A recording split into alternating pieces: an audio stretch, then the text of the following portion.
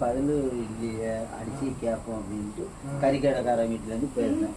அப்போ அந்த பிள்ளைகிட்ட கேட்கணும், ஏதாவது சரி 300 ரூபாய் இருக்குமா, நீ ஒரு 200 ரூபா நான் சாச்சா உனக்கு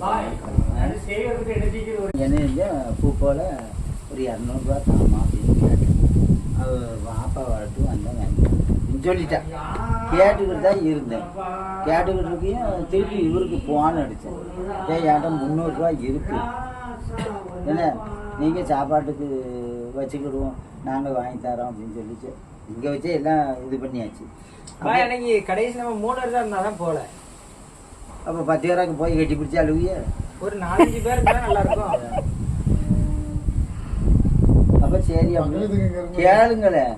அதனால சரி அப்படின்னு நானும் அடிக்கேன். 12 மணி வரைக்கும் அடிக்கேன். மாமா போனே வரல. இந்த பொய் புண்டை போல என்ன கேளியா நான் போனே போன் கம்ப்ளைண்ட்